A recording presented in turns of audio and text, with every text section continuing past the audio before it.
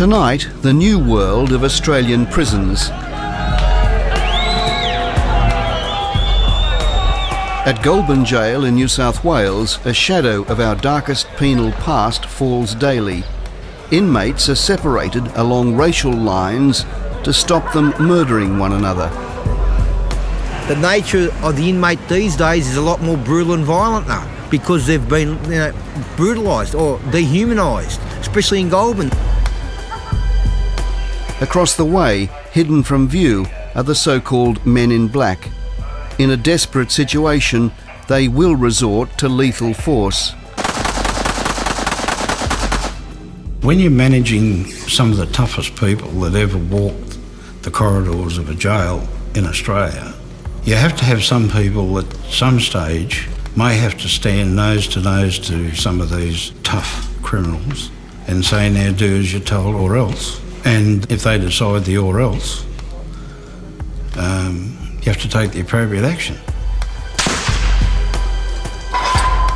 Across the wall, another yard separates the worst from the worst. Within a 19th century prison is a 21st century facility, an exclusive domain for serial murderers and gang leaders, with additional provision for future terrorists. This is for AA classified inmates. That means terrorists? That's terrorists.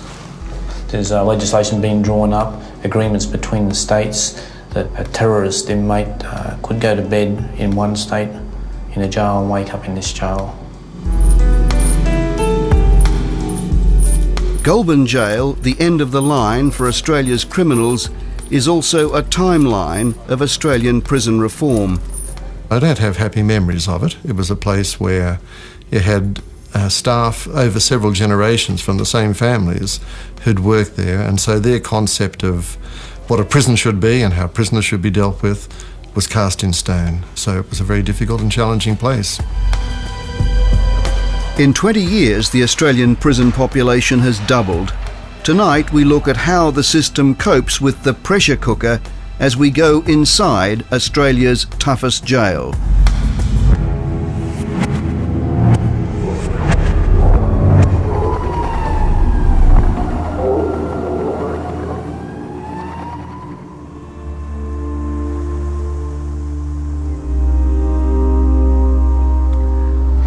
A lot of people don't understand. There is no life behind these walls, especially on big sentences. You can pretend there's a life. You can fool yourself. But it doesn't matter what you do. That wall is between you and your life.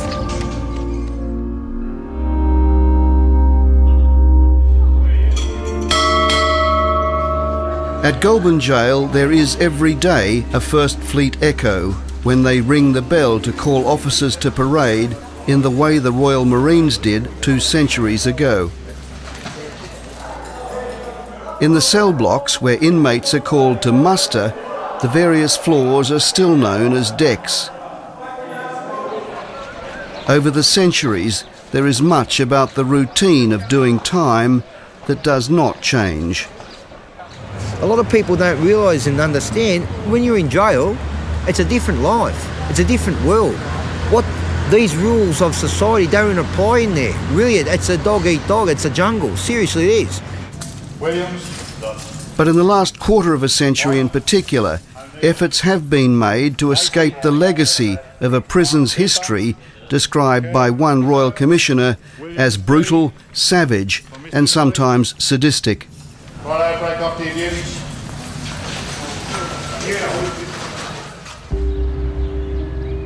Few outsiders have seen more than Tony Vinson, who first saw the inside of a jail as a New South Wales parole officer in the 1950s. 20 years on, as chairman of New South Wales Corrective Services, then Dr. Vinson struggled with sometimes violent criminals and hostile staff, as well as an unsympathetic public, to change a seemingly intractable system. Who wants to build a career based on other people's suffering?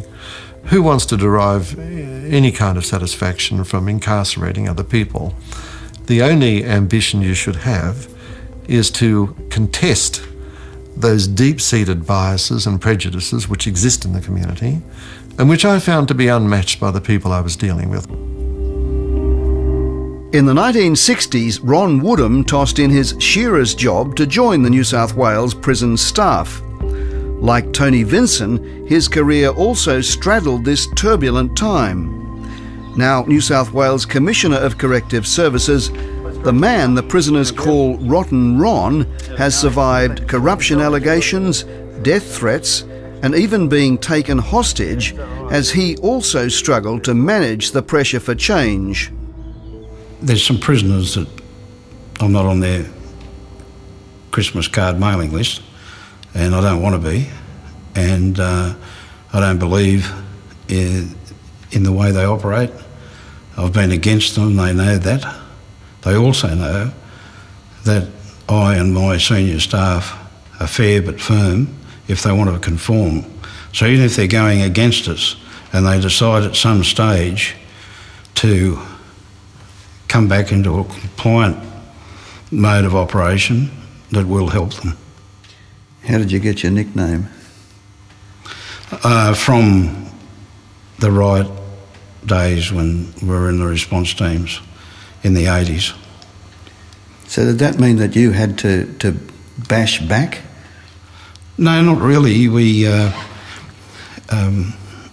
the Nagel Royal Commission, when they looked at the riot at Bathurst where prisoners were shot, and you couldn't identify who used what gun at the end because they were all thrown in a heap, there was recommendations in relation to responding to that type of situation.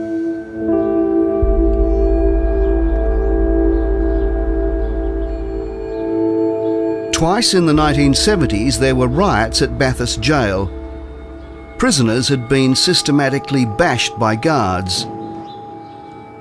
Prisoners gave very, very graphic accounts to the Royal Commission of hearing the cries as it came nearer and nearer, cell by cell, and knew that what they could expect. A couple of screws grabbed me, hit me on the head, battens, and I fell down. And another bloke there kicked me in the head, busted me skull open here. He then proceeded to bash the back of my head in with a baton. He then said, I don't think I better say that word, I've broke the baton, somebody give me another one. 2 years after the second riot, the Nagel Royal Commission began to address decades of neglect. Institutions and attitudes set in stone are hard to budge. Goulburn Jail was built 120 years ago to the same plan as Bathurst. Yards like these across Australia became new battlegrounds under new pressure to embrace the 20th century. Goulburn was built in 1884, and that's not ideal because environment can affect behaviour.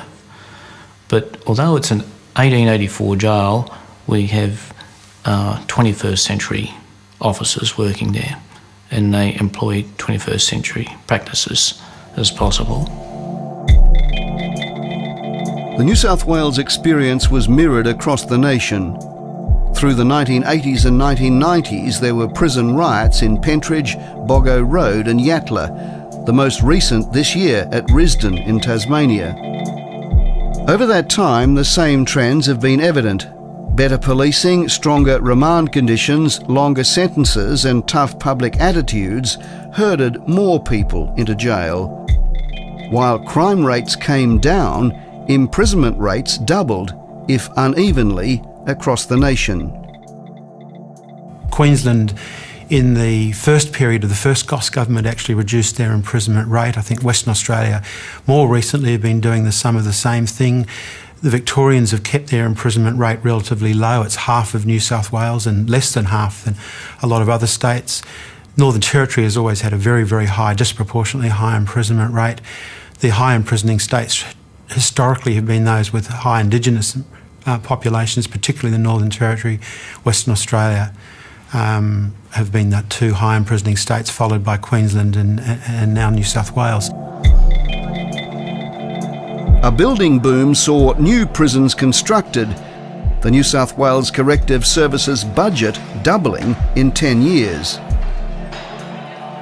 We're coping very well, as a matter of fact. In 1998, we formed what was called the Towards 2000 Task Force, which led us to, in our planning and demographic study of New South Wales, to predict that we'd have 9,000 prisoners in 2005. What worries me is that I think there's a great confusion which is being fostered by the department and by the Commissioner that somehow it's a good thing for the prison population to grow upwards and upwards, so that, for example, in the last 10 years we've had a 50% increase. How much more is this costing the taxpayer? Well, the current rate to keep someone in maximum security in a New South Wales jail at the moment is running at over $200. Some quotes say $220 a day. I mean, I know prisoners and ex-prisoners who say they'd stay out of jail for half of that, and it's only a joke. But I mean, there's a serious point behind it. As the numbers rose through the 1990s, Australian prison deaths also doubled. Goulburn became known as the killing fields, with 7 murders in 3 years. Christopher Binns, who spent 1/3 of his life in jail for crimes such as armed robbery, knows what it feels like to be stabbed by an inmate. He was in Goulburn until earlier this year. It's a very poor jail, no one's got nothing, and everybody's trying to do their best, but, you know, oh, can I lend this and lend that? Sometimes people say no, or whatever, over a pair of runners. People have died over a pair of runners because no one can afford that. They want to stand over. It's shit at the end of the day. A new problem was developing as rival gangs parried. Here, at a different jail, Asian inmates attack Aboriginal rivals. The old blue-on-green violence, where blue uniformed prison officers fought green-uniformed prisoners, was being overtaken by green-on-green violence. There's a friendship, there's alliances with certain groups within the prison system. You know, the Aussies, the Islanders, and the Asians, they hang out together. They're cool. You know, the Lebanese and the Aboriginals, they hang out together, and the Chinese, they're cool. You know, if there's an assault by an Asian inmate on an Aboriginal inmate, the Aboriginal inmate will go back to his people, and they will number up and then try and square off with the Asian inmate. It's just a cycle which just increases, it snowballs. So if there's a jail murder, is it typically a one-on-one episode? Not typically a one-on-one episode in a jail murder. It's normally pre-arranged. The type of murders that happened in Goulburn, inmates would plan it out so they'd be shielded by other inmates from closed-circuit TV cameras. There would be passing of weapons between inmates to destroy all the evidence. Very difficult environment to work in.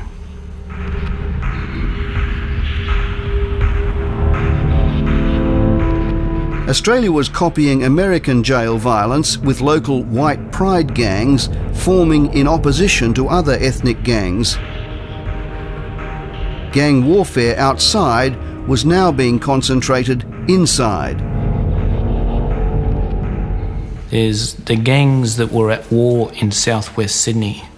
We now have those 2 gangs in custody in New South Wales. They were shooting each other in broad daylight, brazen unlawlessness in the streets of Sydney. Years ago, we'd just get a principal or 1 or 2 members of the gang. Very seldom we'd get the leaders.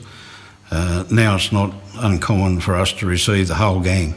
The whole gang gets arrested and convicted, and some of them are getting very long sentences, and to them, some of them are very young with very long sentences. The danger to us is that it's unacceptable to them.